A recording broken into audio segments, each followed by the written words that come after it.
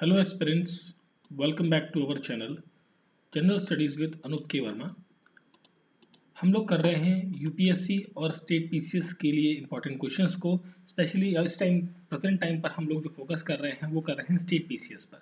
ठीक है, क्योंकि देखिए आपके जनवरी के और फरवरी के महीने में 2-3 स्टेट्स के पीसीएस के एग्जाम्स होने हैं सिविल सर्विसेज से रिलेटेड, तो उन क्वेश्चंस को हम यहाँ पर कर रहे हैं जो उनके लिए काफ़ी इंपॉर्टेंट है।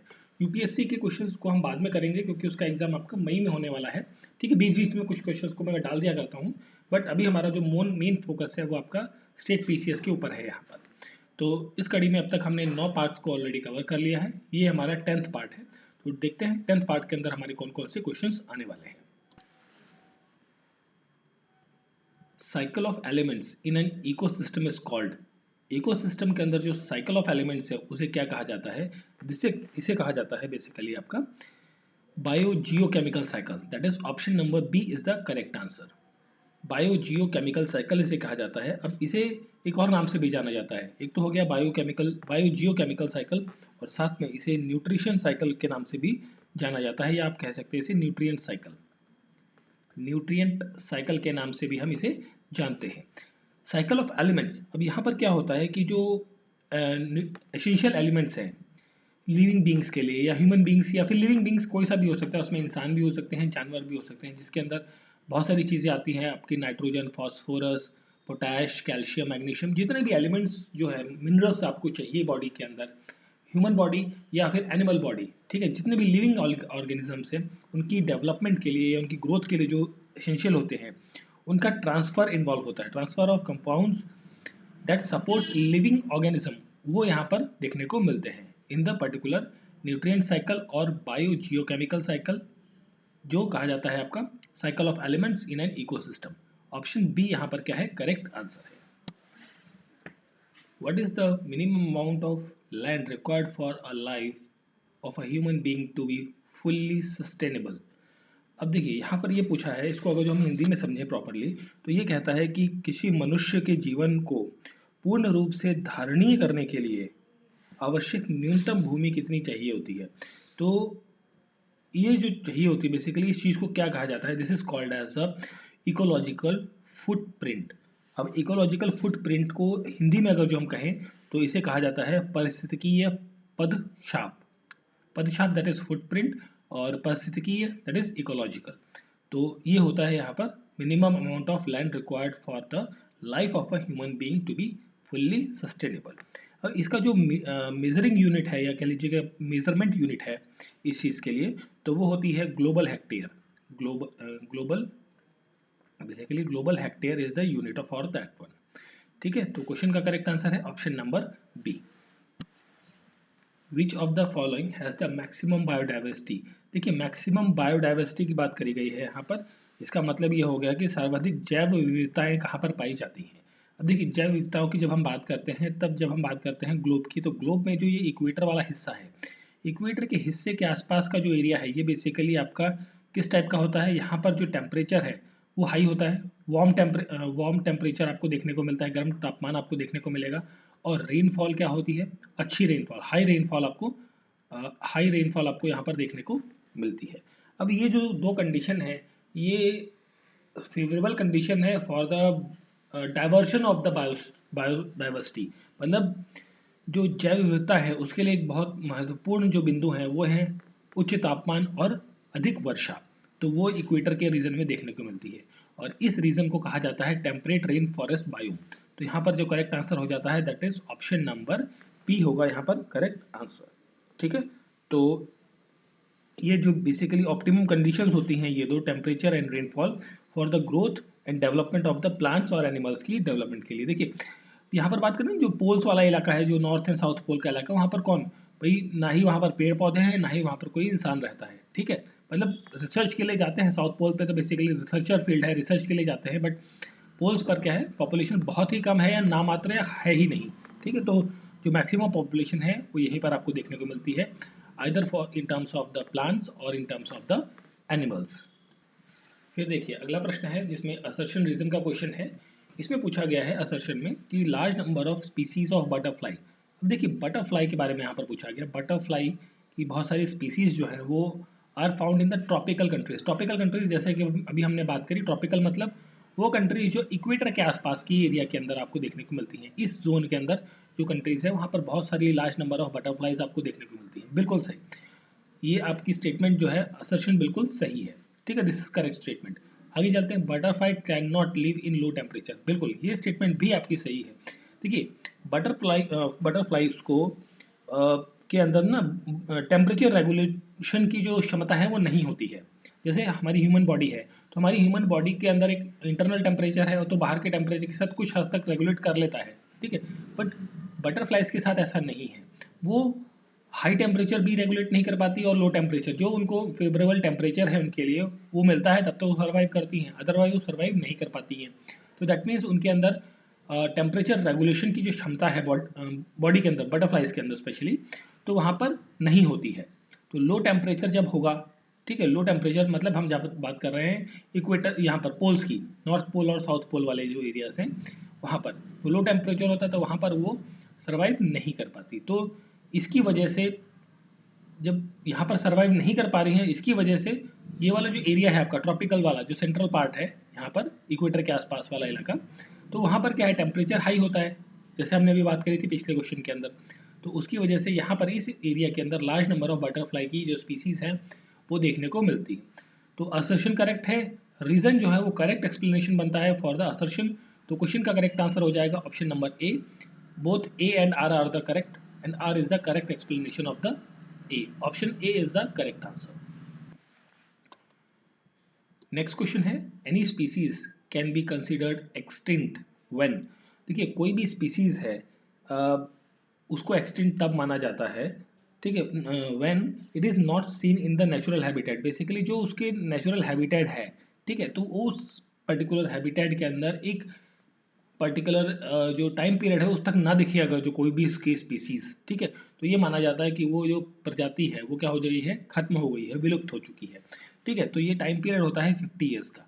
अगर जो कोई चीज़ 50 साल तक ना दिखे, ठीक है, तो ये माना जाता है, ये कहा जाता है कि भाई वो जो प्रजाति है वो स्पीसीज है। अब ये स्पीसीज एनिमल के साथ भी हो सकता है, प्लांट्स के साथ भी हो सकती है, कि वो स्पीसीज जो है उस पर्टिकुलर एरिया से क्या हो चुकी है, एक्सटेंड हो चुकी है, खत्म हो चुकी है। अब इसके लिए ये चीज़ करता कौन है, ये डिफाइन क्या है, 50 साल का जो टाइम पीरियड है ये किया है IUCN ने। ठीक है, IUCN ने इसको स्पेसिफाई किया है, ठीक है, 50 ईयर्स का टाइम। और इसके IUCN के जो हेडक्वार्टर्स है वो कहाँ पर हैं, ग्लैंड के अंदर है, ग्लैंड दैट इज स्विट्जरलैंड के अंदर, ग्लैंड स्विट्जरलैंड के अंदर आपको इसके हेडक्वार्टर्स देखने को मिलते हैं। और ग्लैंड स्विट्जरलैंड के अंदर है हेडक्वार्टर्स IUCN के। और IUCN एक बुक पब्लिश करता है, बेसिकली एक रिपोर्ट पब्लिश करता है जिसे कहते हैं रेड डाटा बुक, ठीक है, या फिर आप कह लीजिए रेड डाटा बुक या फिर रेड लिस्ट कहते हैं basically.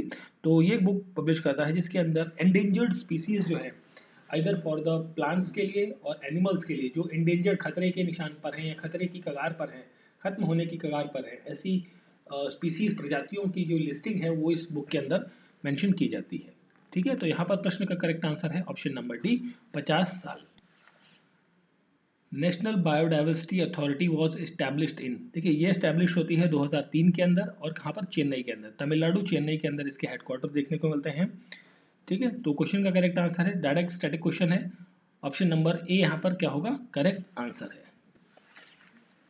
From which of the following the cryogenic indicator of climate is obtained. देखिए, क्रायोजेनिक इंडिकेटर को ऑब्टेन करने के लिए क्या किया जाता है, जैसे कि आपकी आइस की कोई शीट है, बर्फ की कोई बहुत बड़ी एक चट्टान है, या आप कह लीजिए कि ग्लेशियर है, बेसिकली जो ग्लेशियर है, ठीक है, ग्लेशियर से सपोज कर लीजिए एक ये इस तरीके का कोई बहुत बड़ा ग्लेशियर का एक हिस्सा है, ठीक है। अब यहाँ पे क्या किया जाता है, यहाँ पर एक होल किया जाता है, ठीक है, और इस होल से मतलब एक सिलिंड्रिकल सेक्शन आउट कर लिया जाता है, मतलब सिलिंड्रिकल सेक्शन इस तरीके का एक सेक्शन जो है वो निकाल लिया जाता है। अब इस सेक्शन को जो निकाल लिया जाता है, पीस ऑफ सिलिंड्रिकल मेजर, मतलब एक तरीके का सिलिंड्रिकल सेक्शन निकाल लिया जाता है, और इस सिलिंड्रिकल सेक्शन को कहा जाता है आइस कोर, आइस कोर कहा जाता है। ठीक है, मतलब एक आइस पीस है, बड़ा सा एक आइस पीस है, सपोज सिंपली एक समझ लीजिए कि एक जैसे पेपर है, पेज ऑफ पेपर है आपका, A4 साइज का जो पेपर होता है, उसके बीच से कोई सिलिंड्रिकल छोटा सा स्ट्रिप आपने काट लिया गोल गोल सा, ठीक है, तो उसी को आप इमेजिन कर लिए कि एक बहुत बड़ा आइस का प्लेट है, आइस की जो एक शीट है, उसमें से एक सर्कुलर सिलिंड्रिकल पीस आपने निकाल लिया है कट करके, और उसे कहते हैं आई स्कोर, और उसकी हेल्प से क्रायोजेनिक इंडिकेटर को डिटरमाइन किया जाता है, उसे फाइंड किया जाता है। ठीक है, यहाँ पूछा था क्रायोजेनिक इंडिकेटर को क्लाइमेट चेंज के लिए जो रिस्पॉन्सिबल होता है, मतलब इसको कैसे डिफाइन किया जाता है, कैसे इसे फाइंड किया जाता है, तो वो किया जाता है with the help of I score. That is option number ए यहाँ पर करेक्ट आंसर है 7th क्वेश्चन का। विच of the following is not correctly matched, not correctly match पूछा गया है यहाँ पर। देखिए, तो यहाँ पर जो सबसे पहला ऑप्शन है आपका, दैट इज द कार्टोजोन प्रोटोकॉल। जो कार्टोजोन प्रोटोकॉल है वो बायो सेफ्टी के लिए हुआ था आपका। ठीक है, स्टॉकहोम कन्वेंशन जो है वो ऑर्गेनिक पॉल्यूटेंट को कम करने के लिए साइन किया गया था। मॉन्ट्रियल प्रोटोकॉल ओजोन लेयर के लिए साइन हुआ था कि भाई ओजोन लेयर जो होल हो गया है उसको और ज़्यादा ना बढ़े, तो उसकी रोकथाम के लिए यहाँ पर साइन होता था। क्योटो प्रोटोकॉल जो है वो वाटर कंजर्वेशन के लिए नहीं होता है। क्योटो प्रोटोकॉल बेसिकली ये साइन हुआ था, एक इंटरनेशनल एग्रीमेंट है जो कि UN frame convention on climate change के ऊपर बेस्ड है। ठीक है, और ये साइन होता है 2005 के अंदर। This is signed in the 2005। तो ये वाटर कन्वेंशन के साथ नहीं है, बेसिकली ये conservation of the basically climate change के ऊपर ये बात करता है। ठीक है, तो यहाँ पर जो इनकरेक्ट पूछा था दैट इज करेक्ट आंसर हो जाता है option number D. Which one of the following is not included in the 8 mission of, देखिए 8 मिशन 8 उद्देश्य जो है वो national climate change action plan of India जो है उसके नहीं है। ठीक है, मतलब उनमें से कौन सा नहीं है इनमें से। तो देखिए, जब हम बात करते हैं 8 मिशन की, तो सबसे पहला जो इसमें मिशन आता है वो आता है सोलर मिशन। ठीक है, solar mission that is solar power यहाँ पर मेंशन्ड है। सेकंड आता है आपका यहाँ पर mission for the enhancing energy efficiency के लिए आपका यहाँ पर देखने को मिलता है। Third one is that sustainable habitat के लिए, आता है। And fourth one is that for the water mission होता है ये, this is called as a water mission. Next one is for the sustaining the Himalayan ecosystem, sustaining Himalayan ecosystem. ये हो गए आपके 5, और छठा होता है फिर यहाँ पर ग्रीन इंडिया के लिए, green India national mission for a green India, that is 7th है आपका यहाँ पर। सस्टेनेबल एग्रीकल्चर के लिए sustainable agriculture, and last one देखिए ये 7 हो गए। और लास्ट वन है strategic knowledge for climate change, climate change. ठीक है, strategic knowledge for the climate change की यहाँ पर बात करते हैं। अब देखिए, यहाँ पर कंजर्वेशन ऑफ द फॉरेस्ट के बारे में बात कर ली हमने, ये पॉइंट आ रहा है आपका। अफॉरेस्टेशन की बात भी हम यहाँ पर मानते हैं। ठीक है, इनमें आ रहा है, बट न्यूक्लियर पावर की बात हमने कहीं भी नहीं करी है। इन पॉइंट्स के अंदर न्यूक्लियर पावर के बारे में बात नहीं करी गई है। ठीक है, तो यहाँ पर जो not included that means option number C is the correct answer रहेगा यहाँ पर।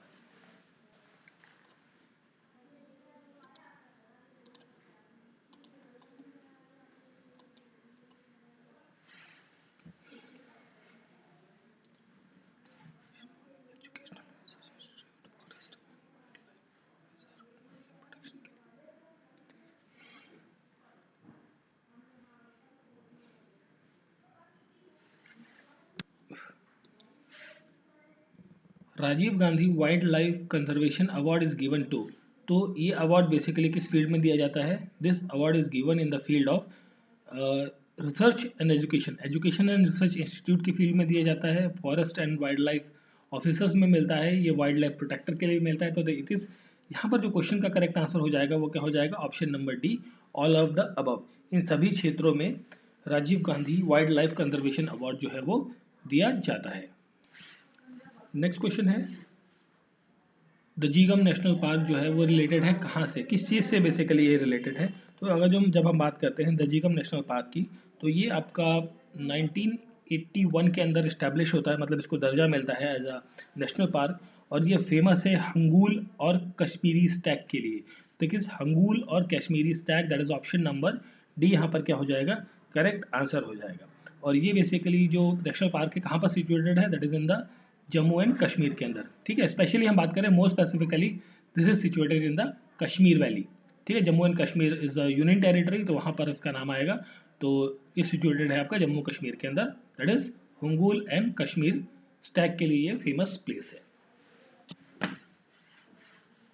Fly ash is a pollutant combustion product, basically ये कोई चीज़ जलेगी, कौन सा चीज़ जलती है जिसकी वजह से फ्लाई ऐश प्रोड्यूस होता है, जिस is obtain by the burning of, क्या बर्न होने से यहाँ पर आपको फ्लाई ऐश मिलेगा।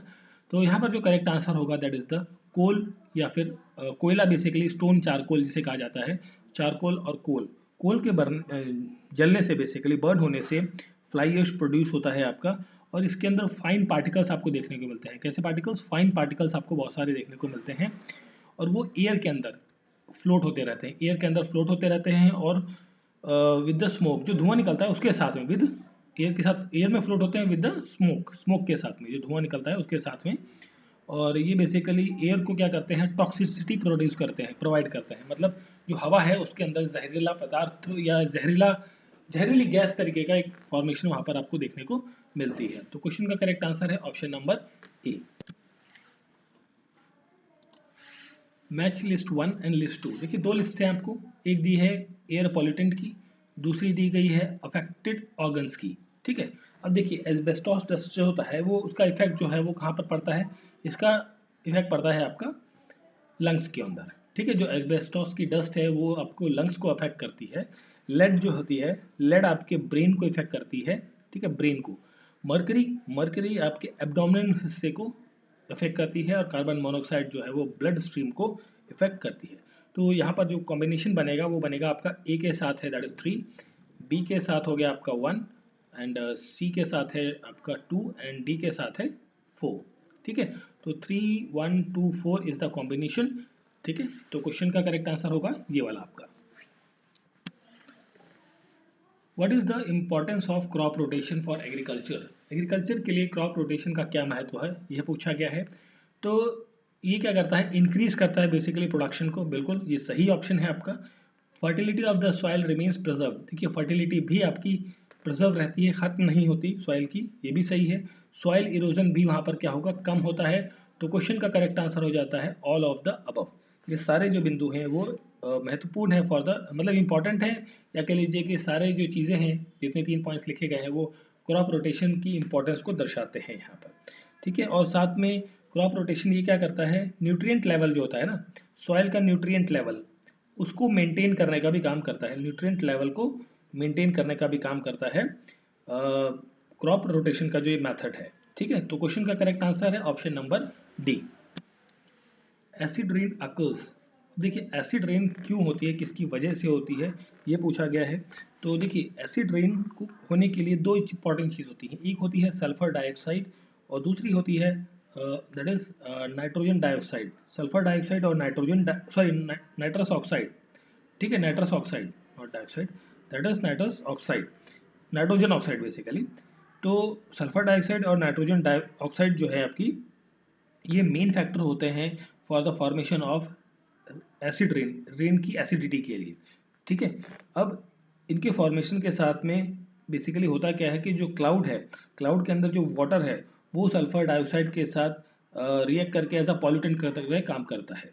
तो यहाँ पर जो करेक्ट आंसर होगा, acid occurs because as a result of reaction between the cloud water मतलब सिंपली जो बादलों के अंदर पानी है वो, और sulphur dioxide plus SO4, sorry SO2। ठीक है, तो ये मोस्ट इंपॉर्टेंट पॉल्यूटेंट रहते हैं एसिड रेन के अंतर्गत। तो दैट इज करेक्ट आंसर हो जाएगा आपका option number C. Who among the following has not been awarded the Bharat Ratna? Bharat Ratna का अवार्ड इनमें से किसको नहीं मिला है? तो देखिए लता मंगेशकर जी को ये भारत रत्न का अवार्ड जो है ये मिला था 2001 के अंतर्गत, और यहाँ पर पंडित जसराज जी को यहाँ पर ये अवार्ड नहीं मिला है। पंडित रविशंकर की जब हम बात करते हैं तो इन्हें 1999 के अंदर ये अवार्ड मिलता है। उस्ताद बिस्मिल्लाह खान को भी 2001 के अंदर भारत रत्न का अवार्ड मिलता है। तो नॉट पूछा था, तो दैट इज यहाँ पर करेक्ट आंसर हो जाएगा, पंडित जसराज जी को ये अवार्ड नहीं मिला है। A list of women's traditional dress, देखिए यहाँ पर लिस्टिंग की गई है, ये ट्रेडिशनल ड्रेस है वुमेन्स के द्वारा पहने जाने वाली, और उनके साथ में स्टेट का नाम लिखा गया है कि कहाँ पर ये पहनी जाती हैं। विच of the following is not correctly matched? Not correctly matched आपको बताना है। तो बुकू जो है दैट इज बुकू, तो बुकू आपका सिक्किम के अंदर एक ट्रेडिशनल ड्रेस है, वहाँ पर फीमेल्स जो है महिलाएं वहाँ पर पहनती हैं, तो फर्स्ट ऑप्शन तो करेक्ट है। एंड मेखला, मेखला जो ड्रेस है मतलब जो कॉस्ट्यूम है ये आपका पहना जाता है असम के अंदर, ये भी आपका करेक्ट है। मुंडू छत्तीसगढ़, नहीं देखिए मुंडू जो ड्रेस है आपका ये ट्रेडिशनल वियर है बेसिकली कहाँ का, this is related with the Kerala. Kerala के अंदर जो ड्रेस होता है वुमेन्स का तो उसके अंदर ये हिस्सा होता है मुंडू, तो ये छत्तीसगढ़ के साथ रिसेंबल नहीं करता, तो ये करेक्ट गलत हो जाता है। फरैन आपका कश्मीर के अंदर पहना जाता है। तो देखिए बाकी सब तो करेक्ट है, आपका इनकरेक्ट पूछा था तो incorrect that is option number C हो जाएगा यहाँ पर करेक्ट आंसर। लिस्ट दी गई है आपको, एक फील्ड है मतलब क्षेत्र दिए गए हैं और बताना है उस क्षेत्र से कौन सा व्यक्ति जो है वो संबंधित है, आपको मैच करना है यहाँ पर। तो यहाँ पर हम बात करें तो हिंदी लिटरेचर से जो व्यक्ति संबंधित है उनका नाम है रश खान, ठीक है, rush Khan, that is option ये ए। तो देखिए मैच कर लेते हैं, यहाँ पर ए के साथ आपका 1 जा रहा है, ठीक है। उर्दू भाषा से जो संबंधित व्यक्ति हैं उनका नाम है Gyanchandra Jain, that is second, मतलब यहाँ पर हो जाता है बी का 2। म्यूजिक एंड डांस से जो संबंधित व्यक्ति हैं वो है सविता देवी, दैट इज सी का हो जाता है आपका 3। एंड पेंटिंग से फाइनली आपका सतीश चंद्र का नाता बनता है यहाँ पर, दैट इज 4। तो कॉम्बिनेशन हो जाता है सिंपली 1 2 3 4, ठीक है। तो सिंपल क्वेश्चन था, तो कौन सा व्यक्ति का दिया हुआ व्यक्ति विशेष और किस फील्ड से या किस क्षेत्र से वो संबंधित है यह पूछा गया था यहाँ पर। रिनाउंड ठुमरी सिंगर गिरिजा देवी, गिरिजा देवी जो है वो किस घराने से किस जगह से संबंधित हैं ये पूछा गया है। तो इनका संबंध जो है वो बनारस घराने से, not Bengal, that is Banaras घराने से इनका संबंध है। तो करेक्ट आंसर हो जाएगा ऑप्शन नंबर ए, बनारस घराने से इनका संबंध है ठुमरी सिंगर गिरिजा देवी का। अब ये बेसिकली किस टाइप के सॉन्ग्स गाया करती थी, ये बेसिकली बात करें यहाँ पर तो ये क्लासिकल और साथ में जो सेमी क्लासिकल जो सॉन्ग्स हैं उनको ये गाया करती थी। और इनकी जो मृत्यु है अभी रिसेंटली 5 साल पहले लगभग 24 अक्टूबर को 24 अक्टूबर 2017 को इनका निधन हो जाता है। कहाँ पर, कोलकाता के अंदर इनका निधन हो जाता है, दैट इज इन 17 के अंदर, मतलब आज से लगभग 5 साल पहले। तो मैच ऑफ द फॉलोइंग में भी कई बार हो सकता है इस टाइप का क्वेश्चन पूछा जाए। तो गिरिजा देवी का संबंध था बनारस घराने से, ऑप्शन नंबर ए यहाँ पर करेक्ट आंसर है। द चित्रगुप्त स्वामी टेम्पल, जो चित्रगुप्त है, अब देखिए चित्रगुप्त कौन से हैं, ये वही चित्रगुप्त हैं, आपने कई सारी मूवीज में या सीरियल्स में आपने देखा होगा कि जो यमराज हैं, यमराज यम, ठीक है, तो उनके साथ एक व्यक्ति होते हैं जिनका नाम होता है चित्रगुप्त। ये वही व्यक्ति हैं जो कि क्या करते हैं, बेसिकली लेखा जोखा रखते हैं प्रत्येक व्यक्ति के जीवन काल का, उनके पाप पुण्य और बाकी सब चीज़ों का। तो ये वही व्यक्ति हैं, उन्हीं से संबंधित है ये। तो चित्रगुप्त स्वामी टेम्पल जो है ये आपका which is considered to be the only temple, ये इकलौता टेम्पल है जो कि चित्रगुप्त का बना हुआ है, मतलब दुनिया भर में शायद एक ही टेम्पल है ये। तो ये टेम्पल कहाँ पर है आपको देखने को मिलता है, तो सॉरी, तो ये टेम्पल आपको देखने को मिलेगा in the this is in the Kanchi, के अंदर, दैट इज ऑप्शन नंबर ए यहाँ पर करेक्ट आंसर होगा। और चित्रगुप्त को कहा जाता है दिस इज गॉड ऑफ कास्यथो या फिर असिस्टेंट ऑफ यमराज के रूप में भी इन्हें जाना जाता है। तो ये मंदिर जो है इनका यहाँ पर कहाँ पर है, कांची के अंदर है, ठीक है। तो ये था हमारा set number 10 of the state PCS के लिए हम बेसिकली यहाँ पर क्वेश्चंस कर रहे हैं। यूपीएससी में इस टाइप के क्वेश्चंस नहीं पूछे जाते हैं, उन क्वेश्चंस को हम बाद में कंसीडर करेंगे, बिकॉज अभी अगले 1-1.5 महीने में जो आपके स्टेट पीसीएस के एग्जाम्स हैं वो काफ़ी हैं। यूपीएससी आपका मई के मंथ में है, तो हम उन क्वेश्चंस को बाद में अटेम्प्ट करेंगे, ठीक है। तो चलिए, तो ये था हमारा set number 10। I hope so video अच्छा लगा होगा, तो प्लीज़ लाइक शेयर और सब्सक्राइब जरूर करें। मिलते हैं फिर किसी और सेट के साथ। Thank you for watching.